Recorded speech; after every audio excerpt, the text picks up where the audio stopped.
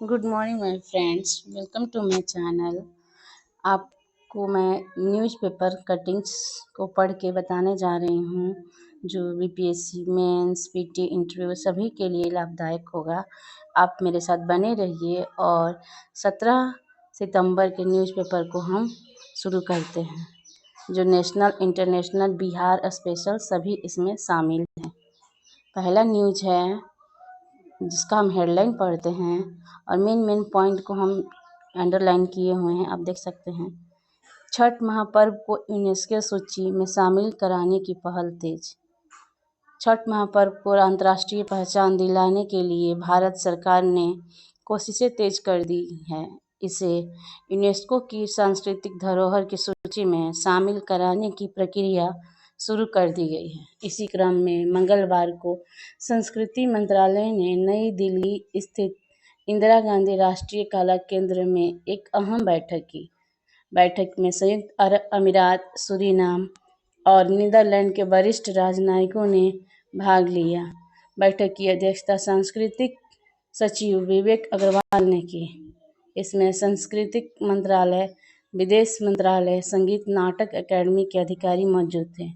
सभी प्रतिनिधियों ने छठ महापर्व को यूनेस्को की सूची में दर्ज कराने की भारत की पहल का स्वागत किया और पूरा सहयोग देने का भरोसा भी जताया। शाम को संस्कृति सचिव ने मॉरिशस, फिजी, सूरीनाम, यूएई और नीदरलैंड में भारतीय राजदूतों एवं उच्चायुक्तों से भी वर्चुअल विमर्श किया है। भारत के अभी तक 15 सांस्कृतिक तत्व यूनेस्को की अमूर्त धरोहर सूची में दर्ज है। अब हम नेक्स्ट न्यूज को पढ़ते हैं। नीतीश सरकार में विधानसभा में बढ़ी आधी आबादी की भागीदारी। इसको हम विस्तार से पढ़ेंगे। पटना, बिहार की राजनीति में आधी आबादी की भागीदारी बढ़ रही है। इसकी नज़ीर है राजनीतिक पार्टियों में आधी आबादी को विभिन्न पदों पर महत्वपूर्ण जिम्मेदारियां सौंपी जा रही है, तो उन्हें चुनावी मैदान में उतारने में भी पार्टियां पीछे नहीं हैं। इसकी धमक विधानसभा में सुनाई दे रही है। सदन में महिला विधायकों की मुखर होती आवाज़ ने आधी आबादी को राजनीति में आगे बढ़ने के लिए प्रेरित भी किया है। इसकी वजह महिलाओं में अपने अधिकारों के प्रति आई जागृति को माना जा रहा है। राजनीतिक विश्लेषकों का कहना है कि नीतीश शासन में विभिन्न क्षेत्रों में आधी आबादी को आगे बढ़ाने का भरपूर अवसर मिला। यही अवसर महिलाओं को राजनीति के रास्ते विधानसभा से लेकर संसद तक पहुंचाने में मददगार साबित हो रहा है। देखा जाए तो बीते 2 दशक में आधी आबादी की भागीदारी विधायिका में तेजी से बढ़ी और यह उम्मीद की जा रही है कि इस बार के बिहार विधानसभा चुनाव में भी इनकी भागीदारी बढ़ने वाली है। सबसे महत्वपूर्ण बात यह है कि देश की आज़ादी के बाद 1952 के पहले बिहार विधानसभा चुनाव में 86 महिला उम्मीदवारों में से 25 ने जीत हासिल की। अब से आधी आबादी की जीत का सिलसिला चल पड़ा। तब से आधी आबादी की जीत का सिलसिला चल पड़ा। हालांकि 1972 के चुनाव में महिला विधायक की संख्या 0 पर आ गई थी, जबकि उस चुनाव में 45 महिलाएं चुनाव मैदान में थी। इससे पहले 1957 के चुनाव में 46 महिलाएं बतौर उम्मीदवार थी, तब 30 महिलाएं विधायक बनी थी। 1962 में 42 महिलाएं उम्मीदवार में से 25, 1967 में 29 उम्मीदवारों में से 6 और 1969 में 20 उम्मीदवारों में से 4 महिलाएं जीती थी।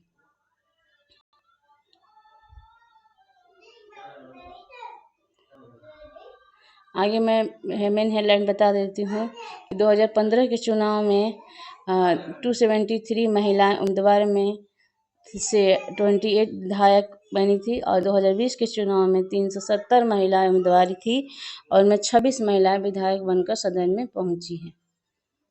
नेक्स्ट न्यूज है, एक और घोषणा, एजुकेशन लोन पर ब्याज नहीं। बिहार सरकार ने लोन चुकाने का समय भी बढ़ाया। सरकार 4 लाख रुपए तक का लोन देती है। अभी सामान्य आवेदक को 4 और महिला, दिव्यांग और ट्रांसजेंडर को 1% छूट देना पड़ता है।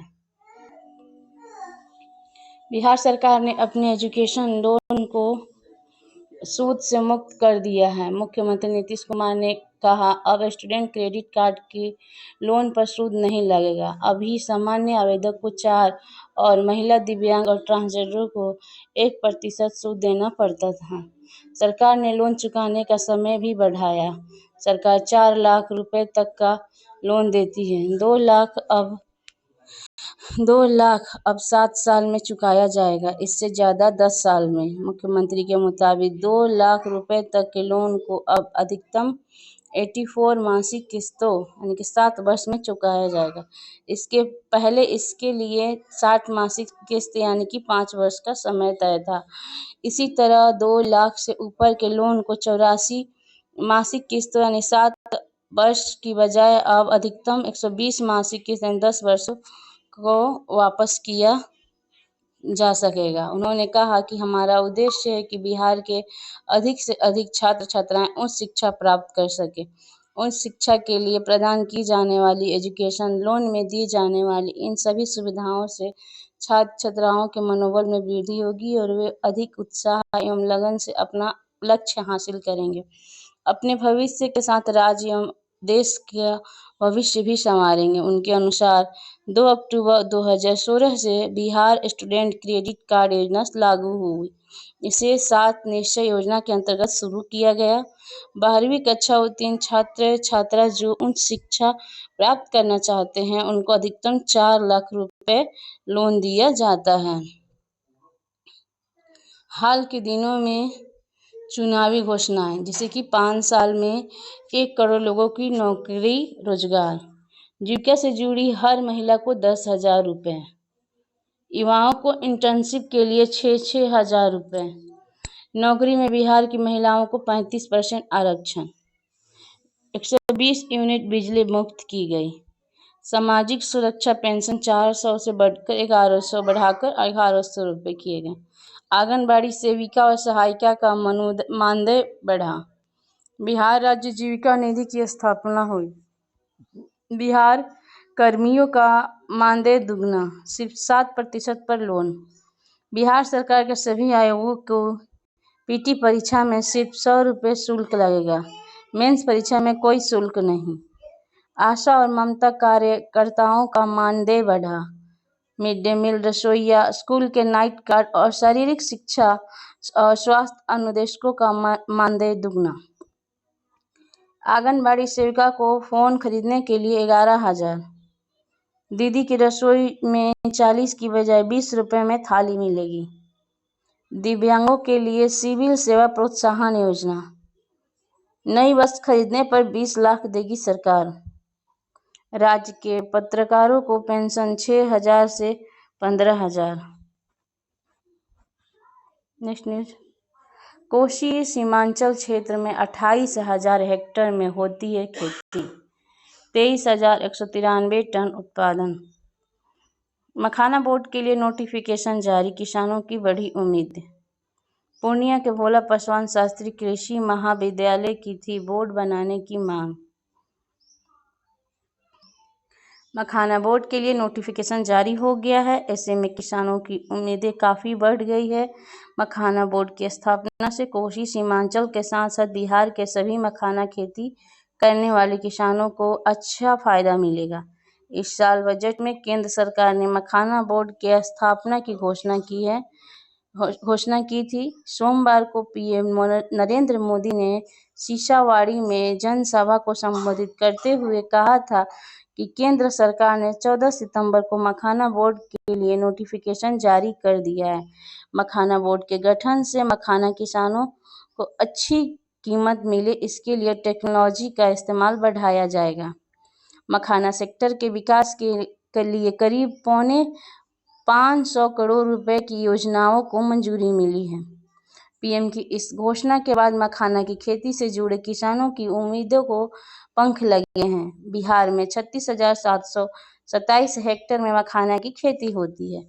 इसमें कोसी सीमांचल में 28,634 हेक्टेयर में 34 हेक्टेयर की खेती में इस इलाके में सबसे ज़्यादा कटिहार जिले में इसकी खेती होती है। यहाँ 6,883 हेक्टेयर में मखाना की खेती हो रही है। कई किसान परिवार तो पीढ़ियों से ही मखाना की खेती कर रहे हैं। वहीं पूर्णिया जिले में 6,549 हेक्टेयर में किसान मखाना की खेती कर रहे हैं।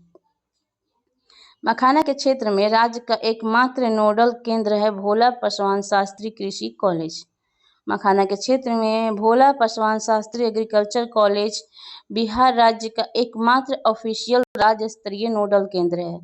साल 2016 में भोला पासवान शास्त्री एग्रीकल्चर कॉलेज द्वारा विकसित की गई मखाना बीज साबौर मखाना 1 को नेशनल आईडी प्राप्त है। यहाँ 24 एकड़ से 25 एकड़ से ज़्यादा जमीन में मखाना अनुसंधान के लिए प्रक्षेत्र विकसित है। मखाना बोर्ड के गठन से उत्पादन क्षेत्र में बढ़ोतरी एमएसपी का भी निर्धारण होगा। मखाना वैज्ञानिक डॉक्टर अनिल कुमार बताते हैं कि मखाना की खेती करने वाले किसानों के लिए मखाना बोर्ड काफ़ी महत्वपूर्ण है। इसके गठन से किसानों को फायदा मिलेगा। डॉक्टर अनिल ने बताया है कि अभी मखाना का कारोबार असंगठित तरीके से होता है। मखाना के विकास के लिए किसी तरह की योजना नहीं बन पा रही है। बोर्ड गठन के बाद न सिर्फ इसके उत्पादन क्षेत्र में बढ़ोतरी होगी बल्कि एमएसपी का भी निर्धारण हो सकेगा। मखाना को कैसे अन्य देशों तक पहुंचाया जाए इस पर भी पॉलिसी बन सकेगी। मखाना प्रोसेसिंग के लिए उद्योग की स्थापना को बढ़ावा मिलेगा। पूर्णिया के उत्पादक संघ के नाम पर मिला है जीआई टैग। मखाना बोर्ड के गठन का नोटिफिकेशन जारी होने के बाद पूर्णिया में मखाना बोर्ड की मांग एक बार फिर से तेज हो गई है। मखाना को मिथिला मखाना बिहार की धरोहर के नाम से certificate of registration of geographical indication number 696 Mithilanchal Makhana Utpadak Sangh के नाम से मिला है। यह संघ पूर्णिया के जनता चौक स्थित साहवान हतह में है। मखाना के जीआई टैग दिलवाने में भोला पासवान शास्त्री एग्रीकल्चर कॉलेज के मखाना वैज्ञानिक डॉक्टर अनिल कुमार, डॉक्टर पंकज यादव और तत्कालिक प्राचार्य डॉक्टर पारसनाथ की महत्वपूर्ण भूमिका है, यानी कि अहम भूमिका थी। कोसी सीमांचल में होती है 70% मखाने की खेती। कोसी सीमांचल के इलाके से बिहार के 70% मखाने की खेती होती है। हाल के दिनों में मखाने की ग्लोबल डिमांड बढ़ी है। विदेशों में सुपर फूड का दर्जा मिला है। पूर्णिया का मखाना अमेरिका, रोमानिया, जापान, ऑस्ट्रेलिया आदि देशों में पहुंच रहा है। हवाई सेवा शुरू हुई तो सीधे मखाना का एक्सपोर्ट होगा। नेक्स्ट न्यूज है भारत मॉरिशस संबंध से जुड़ते हुए नए अध्याय।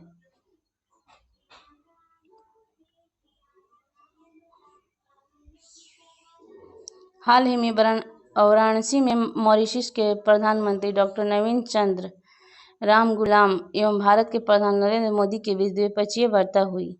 इस दौरान दोनों देशों में विकास और अनेक उभरते हुए क्षेत्रों से संबंधित विभिन्न परियोजनाओं को लेकर परस्पर समझौते भी हुए। शिक्षा, अनुसंधान, अंतरिक्ष, समुद्री सुरक्षा आदि महत्वपूर्ण क्षेत्रों में भारत और मॉरिशस में कुल 7 समझौते हुए, जो निश्चित रूप से दोनों राष्ट्रों के समग्र विकास एवं आर्थिक तथा राजनीतिक परिस्थितियों की उन्नति के लिए अनुकूलता को सुनिश्चित करेगी। बेशक ये समझौते भारत एवं मॉरिशस के संबंधों को एक नई दिशा एवं प्रगति के नए आयाम प्रदान करेंगे।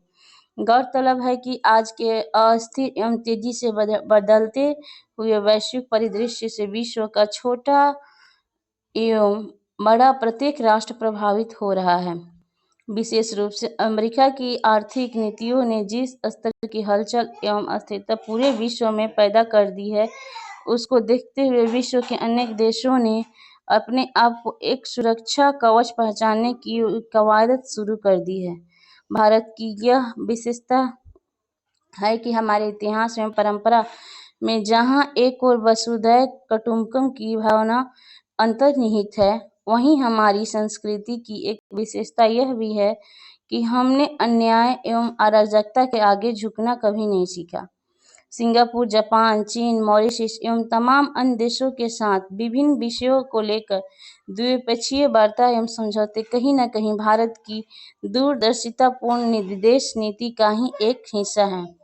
इनके पीछे कहीं न कहीं यह संदेश भी निहित है कि भारत अमेरिका की अस्थिर टैरिफ नीतियों के आगे झुकने के लिए कदापि विवश नहीं है। भारत और मॉरिशस के संबंध केवल कूटनीतिक या व्यापारिक हितों तक सीमित नहीं है, बल्कि ये रिश्ते सांस्कृतिक, ऐतिहासिक और भावनात्मक गहराइयों से भी जुड़े हुए हैं। हिंद महासागर में स्थित छोटा सा द्वीपीय राष्ट्र मॉरिशस भारत से हजारों किलोमीटर दूर है, किंतु दोनों देशों के बीच की दूरी भावनाओं, संस्कृति और साझा इतिहास ने मिटा दी है।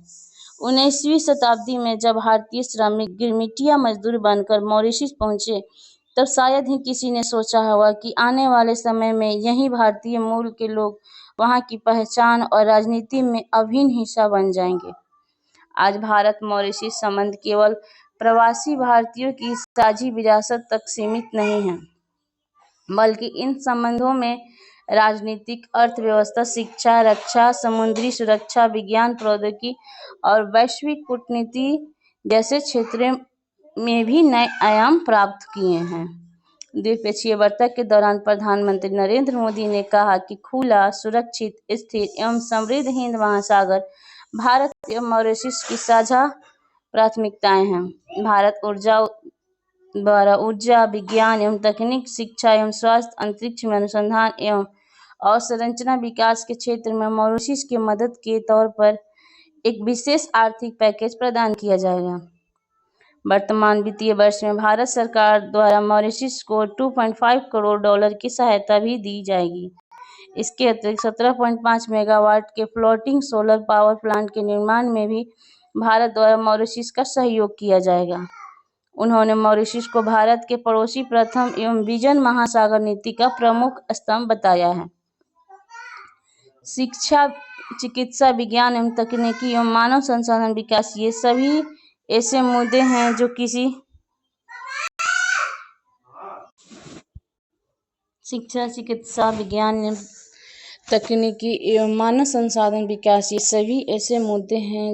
भी देश के विकास एवं प्रगति की आधारशिला को निर्मित करते हैं। भारत के बाहर पहला जन औषधि केंद्र मॉरिशस में खोला गया है। गत वर्ष मॉरिशस में यूपीआई एवं रुपे कार्ड की भी शुरुआत हुई थी। निश्चित रूप से यह कदम भारत एवं मॉरिशस के मध्य आर्थिक गतिविधियों को विकास के नए आयाम प्रदान करेगा। ऊर्जा को लेकर यदि बात करें तो भारत द्वारा मॉरिशस को 100 इलेक्ट्रिक बसें दी गई हैं। विज्ञान और तकनीकी के क्षेत्र में भारतीय प्रौद्योगिकी संस्थान यानी कि IIT मद्रास तथा Indian institute of plantation management तथा द्वारा यूनिवर्सिटी ऑफ मॉरिशस के साथ शिक्षा, शोध एवं नवाचार को लेकर समझौता किए गए हैं। इन दिनों मॉरिशस के तकरीबन 5000 से अधिक नागरिक भारत में प्रशिक्षण प्राप्त कर रहे हैं, जो निश्चित रूप से दोनों देशों के मध्य मानव संसाधन विकास को एक नई गति प्रदान करेगा। इसके अतिरिक्त Chagos marine protected area, SSR, international airport, highway एवं रिंग रोड के विस्तार, आयुष सेंटर ऑफ एक्सीलेंस आदि अनेक ऐसे मुद्दे हैं जिनको लेकर दोनों देश के मध्य सहमति पर हस्ताक्षर हुए हैं। उल्लेखनीय है कि प्रधानमंत्री नरेंद्र मोदी विगत मार्च में मॉरिशस की यात्रा पर गए थे। इस दौरान दोनों देशों ने व्यापार, समुद्री सुरक्षा एवं रक्षा से संबंधित अनेक मुद्दों पर हस्ताक्षर किए थे। तब वहां के 500 सिविल सेवकों को भी भारत में प्रशिक्षण देने का निर्णय लिया गया था, जिसके अंतर्गत पहला बैच मसूरी में प्रशिक्षण प्राप्त कर रहा है। भारत मॉरिशस संबंधों की नींव उस दौर में भी पड़ी थी जब औपनिवेशिक शक्तियों ने एशिया और अफ्रीका के विभिन्न हिस्सों में श्रमिकों को ले जाकर बसाया है। 1834 में गिरमिटिया मजदूरों के रूप में उत्तर प्रदेश, बिहार, झारखंड और तमिलनाडु के हजारों लोग मॉरिशस पहुंचे। वहां उन्होंने कठिन परिश्रम से न केवल अपनी आजीविका चलाई, बल्कि मॉरिशस की सामाजिक, सांस्कृतिक संरचना को भी गहराई से प्रभावित किया। धीरे धीरे भारतीय मूल के लोग मॉरिशस की राजनीति और प्रशासन में भी सक्रिय हुए। वहां स्वतंत्रता आंदोलन में भी भारतीय मूल के नेताओं की भूमिका महत्वपूर्ण रही है। संस्कृति एवं भाषा को लेकर भारत मॉरिशस का गहरा जुड़ाव है। मॉरिशस के करीब 70% आबादी भारतीय मूल की है, जिनमें से अधिकांश लोग भोजपुरी, हिंदी और तमिल भाषाओं से जुड़ाव रखते हैं। भारतीय उच्च आयोग के सहयोग से मॉरिशस में हिंदी शिक्षा को बढ़ावा दिया गया है। वहाँ हर साल विश्व हिंदी सम्मेलन का आयोजन भी होता है, जिसने हिंदी को वैश्विक स्तर पर प्रतिष्ठा दिलाने में योगदान दिया है। भारत और मॉरिशस के मध्य समुद्र विज्ञान के क्षेत्र में हाइड्रोग्राफी समझौते का नवीकरणीय किया गया एवं साथ ही यह निर्णय भी लिया गया है कि मॉरिशस में विज्ञान एवं प्रौद्योगिकी निदेशालय स्थापित किया जाएगा। इसके अतिरिक्त अंतरिक्ष अनुसंधान एवं उपग्रह प्रक्षेपण को लेकर भी दोनों देशों के मध्य करार हुआ है। मॉरिशस के लिए घोषित किया गया 68 करोड़ डॉलर का विशेष आर्थिक पैकेज निश्चित रूप से मॉरिशस के बुनियादी ढांचे, स्वास्थ्य एवं शिक्षा को मजबूत करने में एक महत्वपूर्ण भूमिका निभाएगा। उल्लेखनीय है कि मॉरिशस एवं भारत के मध्य संबंध केवल ऐतिहासिक अथवा भौगोलिक पृष्ठभूमि पर ही आधारित नहीं है, अपितु समावेशी दृष्टिकोण, साझा मूल्य एवं समग्र आर्थिक एवं वैश्विक नीति भी दोनों देशों के संबंधों को रेखांकित करने में एक अहम भूमिका निर्वहन करता है। प्रधानमंत्री मोदी के सत्ता में आने के बाद से देश में परिवर्तन की जो बड़ी लहर आई है। पहला है 2014 में प्रधानमंत्री जन धन योजना। इस योजना के तहत लाखों गरीब परिवारों को पहली बार बैंक खाता खोलने का अवसर मिला। शून्य बैलेंस पर खोले गए इन खातों में बीमा, पेंशन और सीधे सब्सिडी हस्तांतरण की सुविधा प्रदान की गई। दूसरा है वर्ष 2014 में स्वच्छ भारत अभियान। गांधी जयंती पर शुरू किए गए इस अभियान का उद्देश्य खुले में शौच को समाप्त करना और एक स्वच्छ एवं स्वस्थ भारत का निर्माण करना था। लाखों शौचालय के निर्माण और जन जागरूकता अभियानों में से स्वास्थ्य में सुधार होगा। तीसरा है योग को वैश्विक मान्यता प्राप्त हुई तथा 2015 में अंतर्राष्ट्रीय योग दिवस पर संयुक्त राष्ट्र ने इसे मान्यता दी। नेक्स्ट है 2016 में सर्जिकल स्ट्राइक। उरी आतंकी हमले के बाद भारतीय सेना ने खुलकर आक्रामक रूप दिखाया और रात में पाकिस्तानी आतंकी कैंपों पर हमला किया। नेक्स्ट है 2016 में नोटबंदी, काले धन, नकली मुद्रा और भ्रष्टाचार से लड़ने की दिशा में एक बड़ा कदम। हालांकि इस कदम की मिली-जुली प्रतिक्रिया मिली, लेकिन इसने डिजिटल भुगतान और बैंकिंग प्रणालियों को बढ़ावा दिया। नेक्स्ट है वर्ष 2015 में डिजिटल इंडिया अभियान शुरू किया गया है।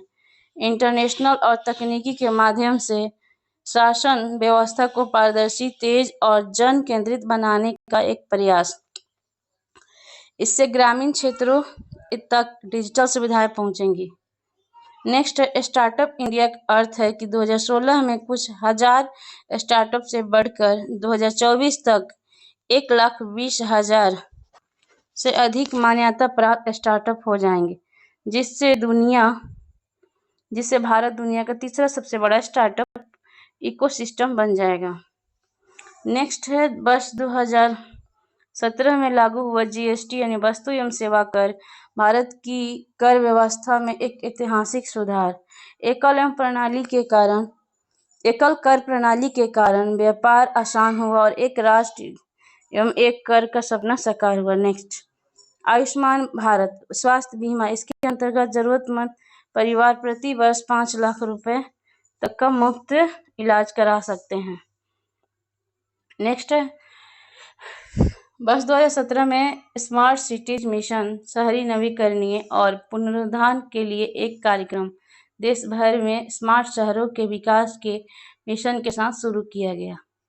नेक्स्ट वर्ष 2018 में आयुष्मान भारत दुनिया की सबसे बड़ी स्वास्थ्य सेवा योजना जो गरीब और मध्यम वर्ग के परिवारों को 5 लाख रुपए तक का मुफ्त इलाज प्रदान करती है। नेक्स्ट पीएम किसान सम्मान निधि किसानों को प्रत्यक्ष वित्तीय सहायता प्रदान करने के लिए 2019 में शुरू की गई यह योजना हर साल लाखों किसानों को वित्तीय राहत प्रदान कर रही है। नेक्स्ट 3 तलाक अधिनियम 2019 मुस्लिम महिलाओं को न्याय दिलाने वाले इस कानून ने 3 तलाक की प्रथा को अपराध घोषित कर दिया। इससे महिलाओं के अधिकारों की रक्षा हुई। नेक्स्ट 2019 में अनुच्छेद 370 निरस्त। नेक्स्ट है 2019 में अनुच्छेद 370 निरस्त। जम्मू कश्मीर को विशेष दर्जा देने वाले अनुच्छेद 370 और 35A को निरस्त कर दिया गया, जिससे पूरे राज्य को भारत के संविधान के तहत समान अधिकार प्राप्त हुए। नेक्स्ट है 2019 में बालाकोट एयर स्ट्राइक। पुलवामा हमले के बाद किए गए बालाकोट पर हमले ने दुनिया को यह संदेश दिया कि भारत आतंकवाद पर कोई समझौता नहीं करेगा। नेक्स्ट है 2020 में आत्मनिर्भर भारत अभियान। कोरोना काल में स्थानीय विनिर्माण स्टार्टअप व छोटे व्यवसायों को प्रोत्साहित करने के लिए शुरू की गई योजना ने वोकल फॉर लोकल के संदेश को मजबूत किया। नेक्स्ट है नागरिकता संशोधन अधिनियम CAA 2019। धार्मिक उत्पीड़न का मामला कर रहे पड़ोसी देशों के शरणार्थियों को भारतीय नागरिकता प्रदान करने का कानून। नेक्स्ट न्यूज है एंटी नारकोटिक्स टास्क फोर्स के सम्मेलन में गृह मंत्री शाह। हेडलाइन है नशे पर प्रहार। एक दिन में 11 जगहों पर 1.37 लाख किलो ड्रग्स नष्ट, कीमत 4800 करोड़। केंद्रीय गृह मंत्री अमित शाह ने कहा कि विदेशों में बैठकर भारत में मादक पदार्थों का कारोबार करने वालों को कानून के दायरे में लाया जाएगा। उन्होंने कहा, मोदी सरकार देश से सभी प्रकार के मादक पदार्थों का सफाया करने के लिए प्रतिबद्ध है। शाह राज्य और केंद्र शासित प्रदेशों के anti narcotics task force ANTF के प्रमुखों के दूसरे राष्ट्रीय सम्मेलन में बोल रहे थे। गृह मंत्री ने जब्त ड्रग्स को नष्ट करने के अभियान की भी शुरुआत की।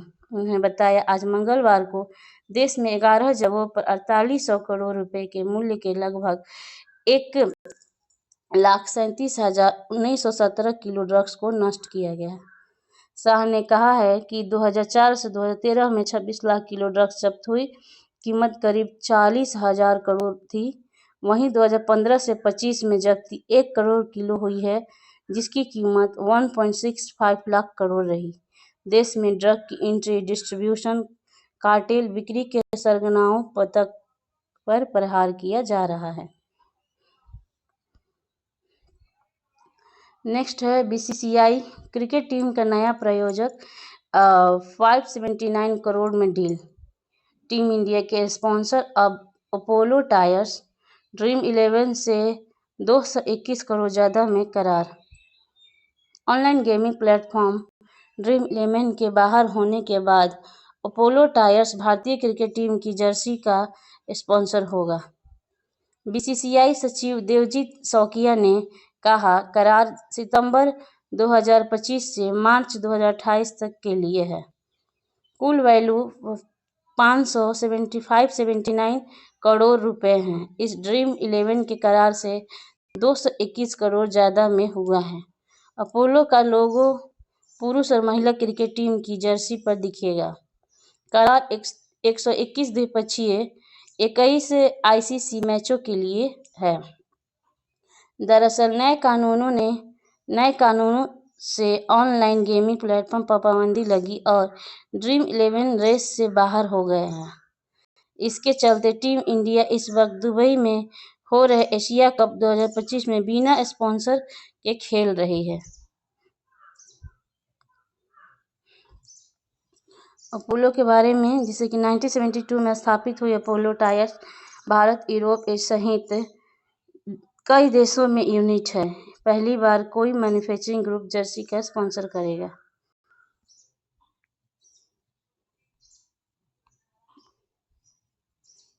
नेक्स्ट है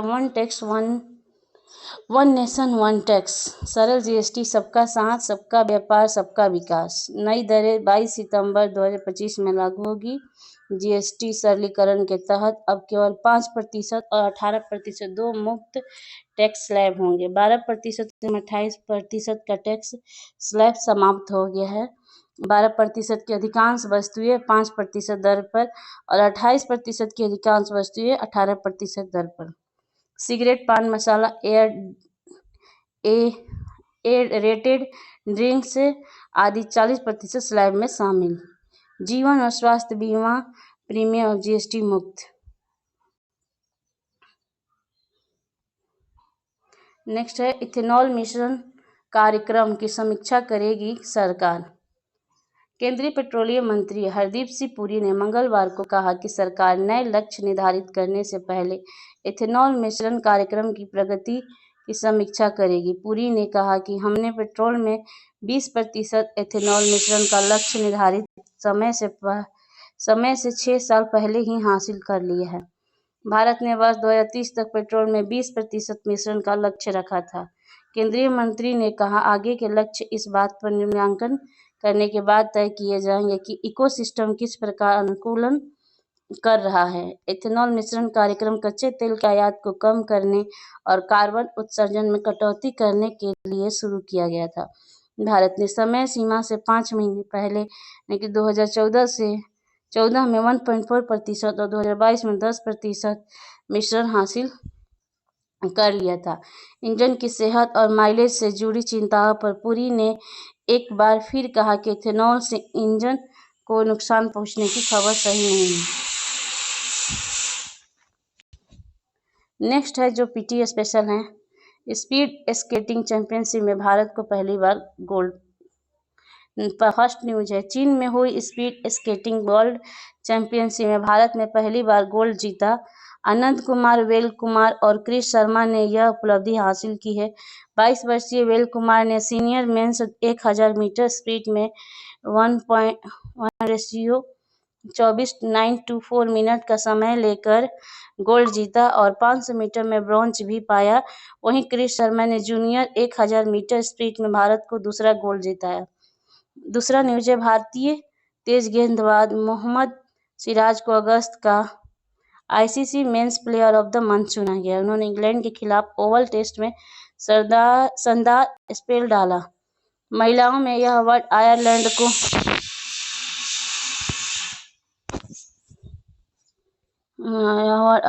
को आर्ला प्रेडरगास्ट को मिला।